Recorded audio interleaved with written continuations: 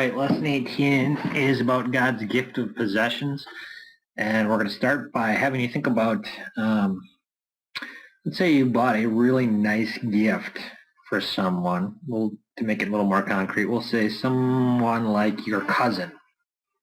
Okay, you bought your cousin a really nice piece of clothing, let's say. But then when you went over to your cousin's house a week after you had gotten this nice clothing, whatever it was, for your cousin, and that piece of clothing was torn up and being used as dust rags, how would that make you feel? You spent a lot of money on this, a lot of maybe work to get the money that you spent on it, a lot of time and thought picking it out. You thought it was a perfect gift for this individual, and then they kind of just, tore it up and used it as rags. They mismanaged the possession that you gave to them. How does that make you feel? Well, we're going to talk about, last lesson we talked about how the earth is the Lord's and everything in it is the Lord's, and he simply gives it to us to manage it. And so when we mismanage it, how would we suspect that might make the Lord feel? Let's take a look at our aim question for today, which is, what does God want our attitude to be toward the possessions that he gives us and other people?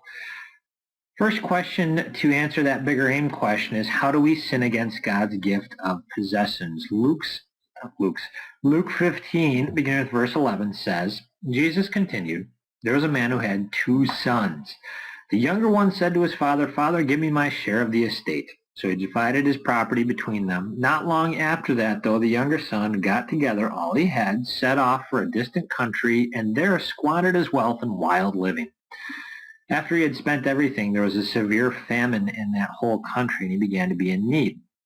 So he went and hired himself out to a citizen of that country who sent him to his fields to feed pigs. He longed to fill his stomach with the pods that the pigs were eating, but no one gave him anything. When he came to his senses, he said, 'How many of my father's hired men have food to spare, and here I am starving to death? I will set out and go back to my father and say to him, Father, I have sinned against heaven and against you. I am no longer worthy to be called your son. Make me like one of your hired men.' So he got up and went to his father. But while he was still a long way off, his father saw him and was filled with compassion for him. He ran to his son, threw his arms around him, and kissed him." And this is the story of the prodigal son, the parable of the prodigal son, and we know that the father also, not only does he hug him and kiss him, but he welcomes him back into the family. He throws a party for him, and he blesses him with more financial gifts. The son here totally squandered the gifts that the father had given to him, and yet the father still loved him and still forgave him. That doesn't change the fact that we want to learn from this, that how do we view the possessions that God gives us? Do we feel like it's something we're entitled to, like an inheritance that a son gets from a father? Do we want it and want it right now, or are we content to enjoy it fully in heaven? Matthew 14 says, "They all ate and were satisfied, and the disciples picked up 12 basketfuls of broken pieces that were left over." This is after the story of the feeding of the 5,000. God provided, and he provided in abundance. Matthew 15 says, "They all ate and they were satisfied. Afterwards, the disciples picked up 7 basketfuls of broken pieces that were left over." This is after the story of the feeding of the 4,000. The idea here is that you see a lot of wastefulness, mismanagement of the blessings that God has provided.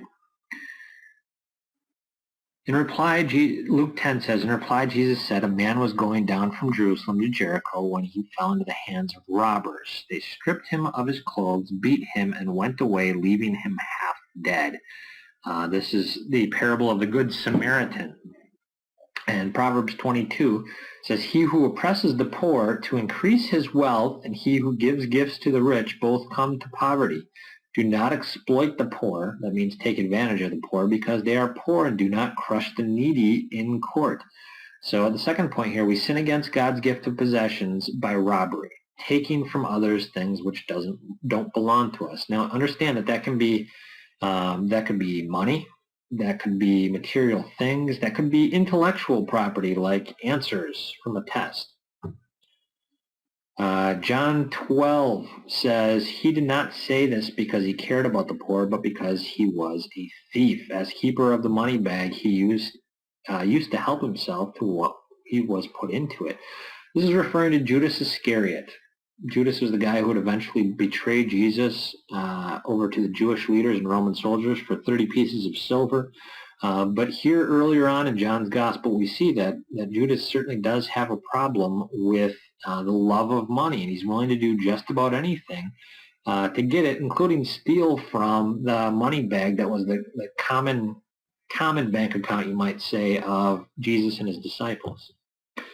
Proverbs 20 says, food gained by fraud tastes sweet to a man, but he ends up with a mouth full of gravel. What does that mean? Proverbs 21 says, a fortune made by a lying tongue is a fleeting vapor and a deadly snare. It's talking about the issue of fraud.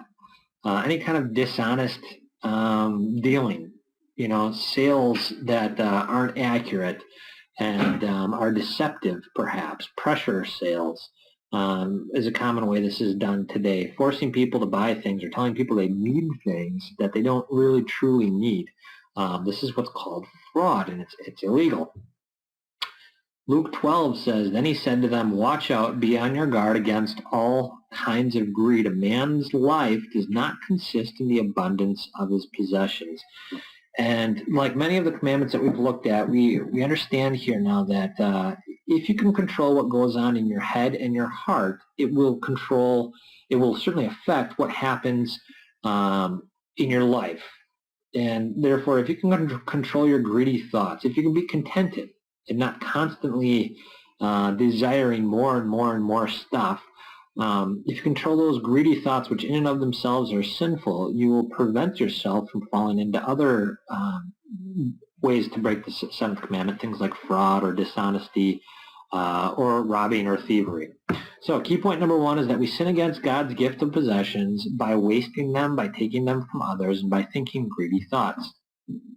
Next question is, how does God want us to show that we appreciate the possessions he gives us and other people? 1 Timothy 6 says, but godliness with contentment is a great gain, for we brought nothing into the world, and we can take nothing out of it.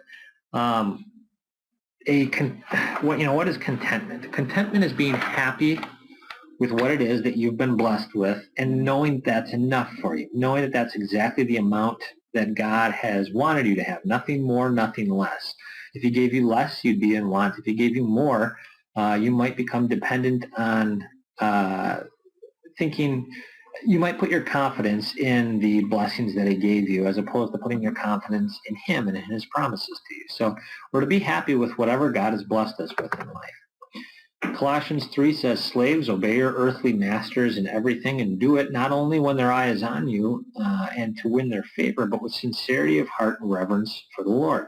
Whatever you do, work at it with all your heart as working for the Lord, not for men. The slaves in those days in the Roman Empire were a little bit more just like what we call employees today, not like slaves at the time of the Civil War. Slavery was just you worked hard for a wage, like employees nowadays.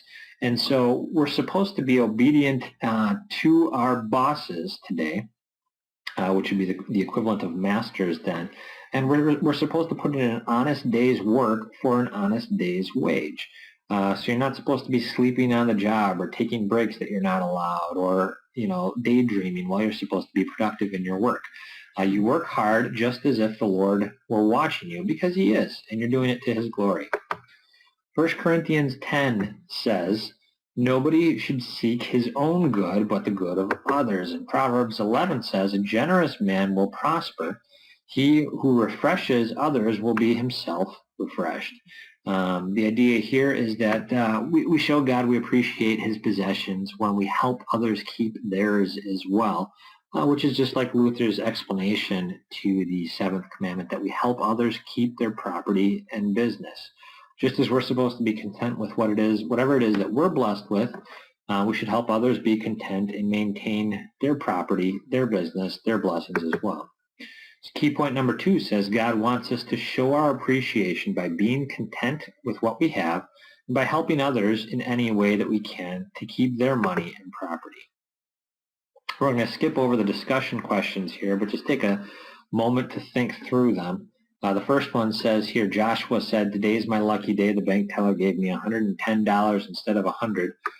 What do you say to Joshua? What's the honest thing to do? Did he earn that money? Or, what would glorify God in this? It would be to give back the money that he himself did not earn. Agree or disagree? Taking a lot of breaks on the job is a sin.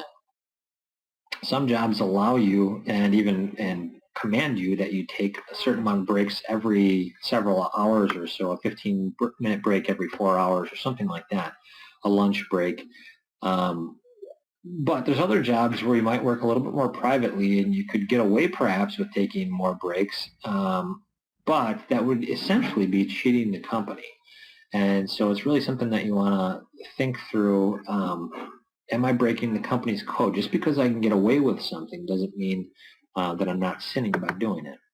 Agree or disagree? In order to be generous, a person has to have a lot of money? No, of course not here. You can be generous with any amount of blessing that you've been given. A child can be generous in sharing a cookie, just like a millionaire can be generous in sharing his or her wealth. The idea is that we look at the wealth and the blessings that we have, not just as our own, but as things that we manage from God and manage to the glory of God and the support of others, as well as ourselves. Lesson 18 then, what I've learned. God wants me to be satisfied with what he's given me and to be ready to help others keep their possessions as well.